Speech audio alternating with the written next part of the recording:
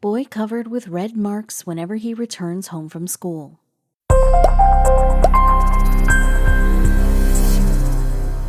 As she drove her son back home from his school, she was fighting back tears and found herself clutching the steering wheel a little too hard. She didn't want her son to see her like this. After stepping through the front door, she turned around and asked her son if she could see his arm. The boy looked down at his feet as he raised his arm. She could see what they'd done to him. They were going to regret it. Tara Chavez wanted the best for her son, so she did extensive research before finding what she felt was the best school she could afford, Desert Cove Elementary in Phoenix. Caden, her son, had a good heart and she wanted him to be in an environment that encouraged it.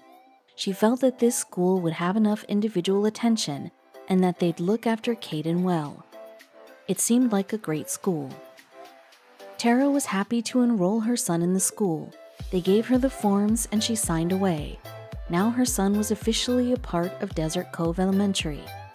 But what she was unaware of was that she would soon regret ever enrolling her son after they did something that made her blood boil.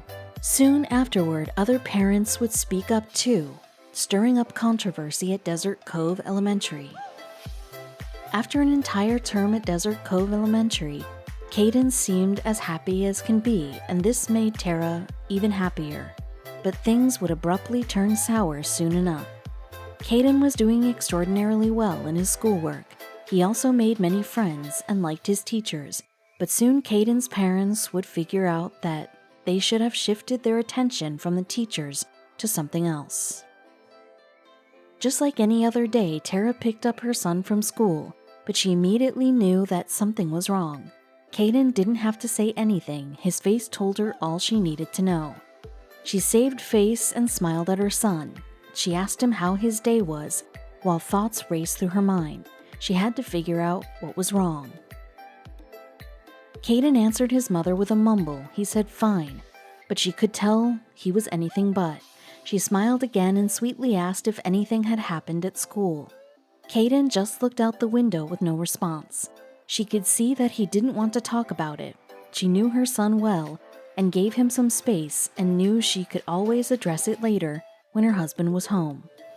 But then, in the rearview mirror, she saw something on her son's arm.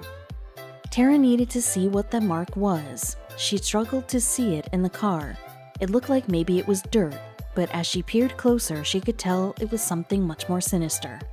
Then she connected the dots. Caden was upset because of that mark on his arm. Her intuition was on point, and she'd soon find out what it was. Tara's mind raced with all sorts of theories. She didn't want to make a scene now, even though her instinct as a mother was telling her to stop the car and grab her son's arm as she tried to act cool and composed. She felt herself gripping the steering wheel too tightly and felt her eyes start to water. Caden couldn't see her like this, but whoever was responsible for that mark was going to regret it. Once they got home, Tara stopped Caden from going to his room. She asked him to sit down at the table while she called for her husband. Once her husband arrived, he playfully ruffled Caden's hair and sat down beside him. Tara looked at her husband and then at Caden as she asked him to let her see his arm. The boy raised his arm with a frown forming on his face. Tara could now see what had happened, what the school was responsible for.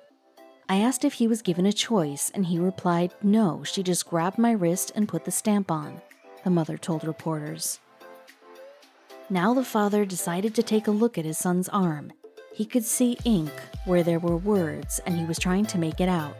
Once he read the words, he couldn't believe what it said. Immediately, her husband took a picture of Caden's arm. He was screaming and crying the entire time, Tara said. He was humiliated, didn't even want me to take a picture of it. There, in thick blue capital letters, were the words lunch money, stamped on her son's arm. But what was the meaning of this, and who had done it? Caden explained that it was the lunch lady. Apparently, she had felt the need to publicly shame him in front of the entire school. The more his parents heard, the angrier they became. The fact that her son felt so embarrassed by the stamp was the most concerning part. Why wouldn't the school send her a reminder via email if her son's account was running low? Angered, they posted this incident online.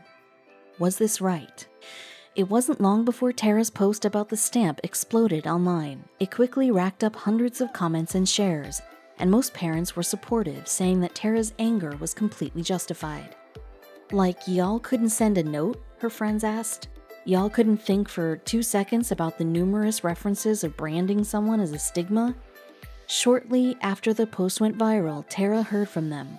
What did they have to say for themselves? Of course, the school's representatives denied everything. They acted as though they had no idea what was really going on in their own school. Cornered by local media outlets clamoring for an interview, they were under pressure to make a statement about the incident. The outraged parents wanted answers, and all eyes were on the school's principal. Desert Cove principal Stacy Orist stated that cafeteria staff had never intended to embarrass students with reminder stamps, and that they are always supposed to ask them if they want a stamp or a reminder slip. But that answer wasn't good enough for Tara or the other parents who were on her side, and it certainly wasn't a good image for Desert Cove Elementary School. A lot of parents decided to stand behind the family, saying that Tara's reaction was totally justified. One thing was for sure, they wanted the reminder stamps gone. The following Monday, the school was forced to make an official statement on the matter.